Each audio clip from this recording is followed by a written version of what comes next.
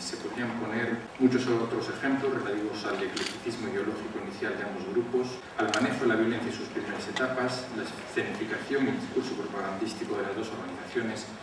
etc. Hay, por tanto, una asunción explícita de un modelo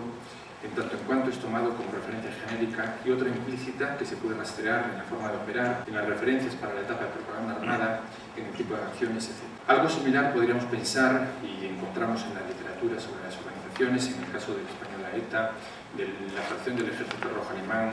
del movimiento 2 de junio, también alemán, conocido en su momento como los Tupamaros de Berlín Occidental, o incluso en algunos grupos del antifranquismo en los años 60 que coquetearon en cierto momento con la actividad armada. En general, en todos ellos veríamos que las experiencias latinoamericanas de guerrilla urbana fueron referentes, citados cuando menos, ejemplos de los que aprendieron o con los que se inspiraron y parte del bagaje cultural y activista que estuvo detrás de su accionar. A pesar de ello, este tema ha sido solo abordado puntualmente y de modo superficial. En los trabajos que se ocupan de las organizaciones citadas, los comentarios no suelen pasar de repeticiones de las referencias ideológicas y político-organizativas que ya habían expresado los propios protagonistas, sin profundizar en los mecanismos de difusión por los cuales esto llegó a ser posible, en las formas en que se adoptaron repertorios de acción provenientes de América Latina en la época, o en posibles comparaciones entre las estrategias y repertorios de distintos grupos europeos y latinoamericanos. Los trabajos comparados no son nuevos a escala europea, y estudios clásicos como los de la Porta podemos sumar otros más recientes que inciden en la cuestión desde diferentes perspectivas. Por otra parte, los estudios sobre violencia política y movilización revolucionaria en América Latina ya hace mucho tiempo que asumieron que esas experiencias no se dieron de forma independiente en cada país, sino que más allá de las especificidades nacionales, son parte de un proceso regional que arranca con el triunfo de la Revolución Cubana y que se manifestará en un momento u otro y con mayor o menor impacto sociopolítico en todos y cada uno de los países de la región hasta los años 90. En cambio, hasta muy recientemente, solo de modo puntual se han propuesto visiones comparadas con procesos paralelos y simultáneos en el tiempo que se dieron en otras latitudes, caso de Europa o de Estados Unidos. Cabe citar en este sentido algunos trabajos del sociólogo alemán Peter Ballmann que ya en los años 80 apuntaban en esta dirección, si bien no tuvieron continuidad ni encontraron eco en los interesados en el tema. En aquellos años los investigadores estaban sobre todo preocupados por el análisis de sus casos nacionales, en momentos en que lo demandaban bien el fin del ciclo dictatorial para unos, caso del Cono Sur, o bien el auge de las guerras civiles para otros, caso de América Central. Y esa línea ha seguido siendo mayoritaria en la producción hasta la actualidad, como bien muestra la obra recientemente dirigida por la doctora Oikion y editada hace pocos días por esta casa, en conjunto con la Universidad de Santiago, el estudio de las luchas revolucionarias en América Latina, estado de la cuestión. Las dimensiones transnacionales de la violencia política, por tanto, ha sido un tema escasamente trabajado hasta hace muy poquitos años. Recientemente se ha avanzado en el tema en relación con algunas experiencias de coordinación revolucionaria en los años 70 y en parte en los trabajos que abordan situaciones regionales, caso de algunos para Centroamérica en los años 80. Los trabajos comparados entre organizaciones de diferentes países solo han comenzado a ocupar un cierto espacio en las agendas académicas en el último lustro, como mucho. Y en muy pocas ocasiones eso ha implicado establecer relaciones con procesos similares en Estados Unidos y en Europa. Ejemplos aislados fueron el reciente trabajo de Lindsay Churchill sobre la influencia de los Tupamaros en la izquierda radical estadounidense en los años 70 o el de Matthew Rothwell sobre la difusión del maoísmo en América Latina y Estados Unidos para esa época. Por tanto, la idea de la existencia de un imaginario político revolucionario compartido de un ciclo de movilización simultáneo y común a todas las experiencias que se dieron en los diversos continentes en las mismas décadas, a duras penas comienza a tomar cuerpo y a ser tenida en cuenta en los últimos años. Esta cuestión es el objeto de esta ponencia y de este proyecto de investigación más amplio en el que se enmarca. Se trata, en cierta medida, de un trabajo iniciático que busca sobre todo incidir en las dimensiones comparadas de la violencia política entre América Latina y Europa, con referencias puntuales a otras latitudes, con el objetivo de avanzar en nuevas líneas de análisis sobre la cuestión, en las relaciones transnacionales y en los vínculos directos o indirectos, personales o por asimilación, que se establecieron entre distintas organizaciones político-revolucionarias en diferentes continentes en un mismo periodo de tiempo. La referencia de partida para este trabajo, así como para toda la línea de investigación en la que se enmarca, es un conocido artículo de David Rapoport en torno a las oleadas de la violencia política en el mundo contemporáneo. Se trata de una idea que se basa en el carácter cíclico de las movilizaciones políticos-sociales ya presente desde hace tiempo en los estudios sobre la movilización social y que ha tenido un gran calado en la producción sobre la temática en la última década. El concepto propuesto por Rapoport es el de oleada, ciclo de actividad en un periodo de tiempo dado que se caracteriza por fases de expansión y contracción con carácter internacional que se da el tiempo en varios países y con una serie de elementos comunes y una ideología compartida, o un ethos común, entre las distintas organizaciones que componen cada oleada, así como relaciones de diverso tipo entre ellas. Este autor identifica diferentes oleadas desde fines del siglo XIX, una anarquista para fines del siglo y comienzos del XX, una segunda anticolonial entre los 20 y los 50, una tercera, que es la que nos interesa en esta ocasión, de nueva izquierda, entre fines de los 60 y 80,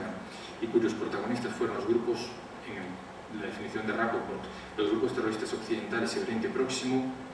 prácticamente muy poquitas referencias a América Latina, y una última oleada que sería la religiosa actual de carácter yihadista. Más allá del carácter general y no empíricamente desarrollado de la propuesta interpretativa de Rapoport, su interés radica en la comprensión global del proceso que nos ofrece y en la construcción de un marco interpretativo en el que analizar de modo comparado los diferentes casos de cada una de las regiones para el periodo objeto de estudio. Su trabajo e ideas han sido desarrolladas en la última década a medida que se profundizaba en el análisis de cada una de las oleadas y de las organizaciones que las componían.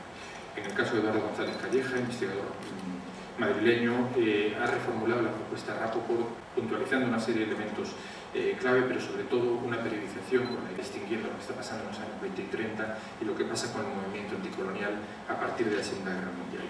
Pero con todo, y aunque coincidimos en buena medida con la formulación y la profundización que González Calleja hace en las ideas de Rapoport, tenemos que hacer hincapié en algunos matices. Visto en perspectiva latinoamericana, en ambos autores se plantea una contradicción al hablar de terrorismo y al tiempo incluir experiencias que van más allá de este, aunque indudablemente sean de violencia política. Así, se refiere, por ejemplo, al foco guerrillero castrista, sin entrar en absoluta en la cuestión en ningún caso, y sobre todo a las luchas en ámbitos urbanos o a grupos peruanos, caso de Sendero Luminoso, que en los 80 incluyen el terrorismo en su repertorio de acción. Pero dejan en cambio fuera todo el resto de experiencias latinoamericanas en los años 60, 70 y 80, que no son estrictamente urbanas, que son, como ya saben ustedes, la gran mayoría.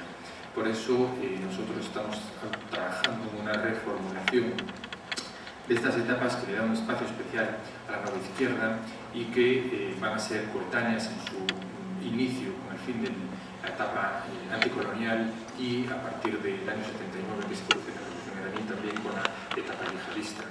No comparten la geográfica, pero obviamente comparten tiempo. Por nuestra parte ya hemos defendido la idea de una oleada de violencia política, no estrictamente terrorismo, como hace Rapoport, cuyo significado obviamente más restrictivo, que afecta a América Latina y Europa desde los años 60 y hasta los 90. Con diferentes periodizaciones según el país y el caso. Y si bien no tenemos aquí posibilidades de desarrollar plenamente su caracterización, sí al menos querríamos representarlo gráficamente.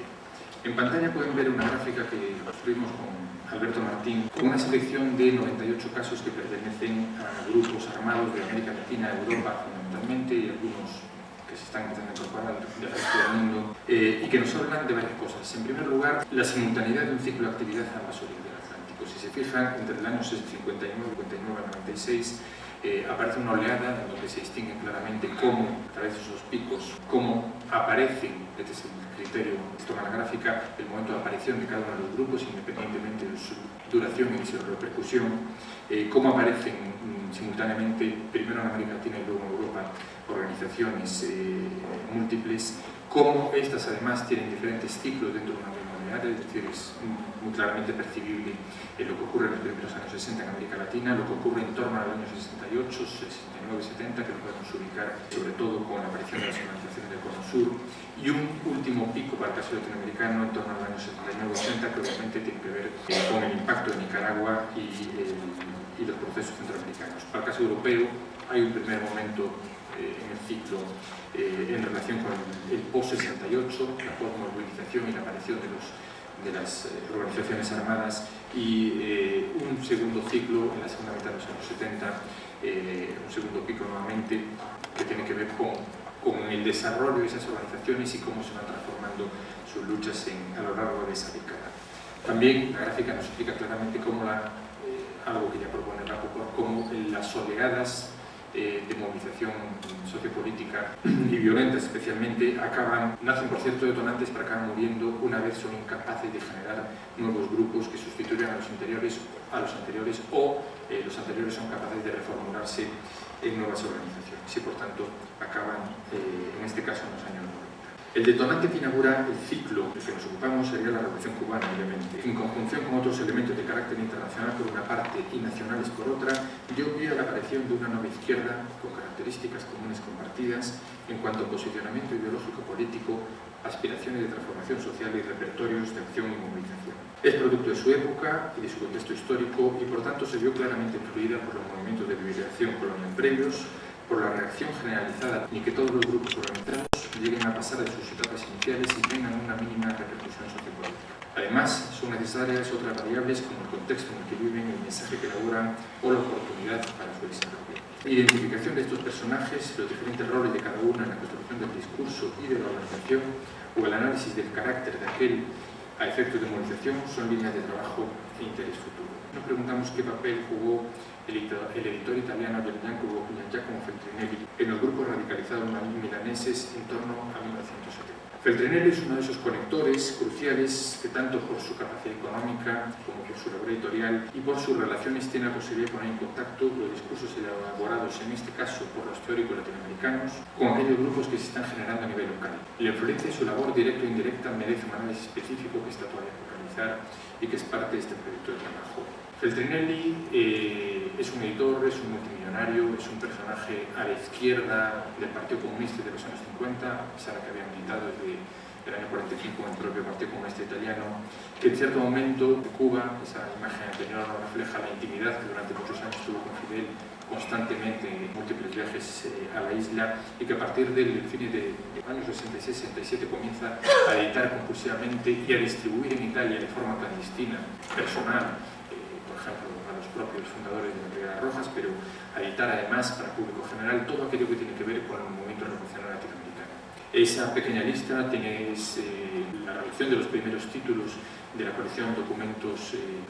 sobre América Latina, que editan 44-45 números en total, y si fijan en los primeros autores, Guevara, Debré, Fidel, Ojeda, Inti Peredo, en fin, Douglas Bravo, comprenderán que prácticamente todo aquello que podía salir de América Latina estaba siendo editado en Italia en estos momentos, al igual que Continental, en la que editó Feltrinelli en Italia, y por la que en algunas ocasiones llegó a ser encausado por publicar información específica y técnica sobre manejo de armas, preparación de explosivos, distribución de explosivos, etc. Es un personaje crucial en este tipo de análisis que proponemos. En relación con las dinámicas específicas de difusión, la literatura ya nos ha mostrado que no es posible comprender los movimientos sociales y políticos sin prestar atención a su desarrollo. Se trata de un proceso multidimensional en donde destacan cuatro facetas: los repertorios de protesta, la construcción de marcos interpretativos, el papel de los medios de comunicación o las condiciones institucionales que puedan promover la coordinación de la acción colectiva. Con todo, la difusión no es solo el trasplante de tácticas o marcos de un sitio a otro, sino que los receptores también influyen en el proceso a través de su interactividad, adaptación y aprendizaje, como bien mostraron los Tupamaros adaptando el repertorio y su marco de otras experiencias. En su caso había sido de las luchas palestinas ocupadas por los británicos en los años 40, las luchas de los israelíes o del general Grivas en Chipre en los años 50, o como harán posteriormente las Brigadas Rojas y muchos otros grupos de la actividad de los Tupamaros. Hay tres cuestiones centrales en el análisis de estos procesos de difusión: cómo ocurre, qué se difunde y cuál es el impacto. En lo tocante a los mecanismos de difusión, las posibilidades de análisis obviamente son múltiples: relacionales, hay contactos personales, no relacionales, a través de las vías de comunicación globales, la transmisión de imágenes, informaciones entre actores que no están conectados, como en el caso de los Tupamaros en Italia, a través, por ejemplo, de la prensa cotidiana, antes incluso del papel desarrollado por Feltrinelli, o la mediación, vínculos a través de tercero, lo que nos lleva al análisis de activistas, agentes, canales de comunicación, etc. Los contenidos, el que se difunde, responde de modo global a dos posibilidades: comportamientos, lo que implica difusión de tácticas o repertorio de acción, e ideas, en cuanto a difusión de marcos que definen problemas, metas y objetivos. Para el último aspecto, es clave el compartir marcos culturales entre diversas organizaciones o lugares, un nivel de autorización que facilite el proceso de difusión entre actores no conectados. Este es el que permite importar a situaciones locales modelos globales disponibles, proceso que se realizará por diferentes vías según sean las posibilidades de conexión o relación entre actores. No cabe duda que para los casos que nos ocupan, y muy especialmente para comprender la asunción de marcos y repertorios de los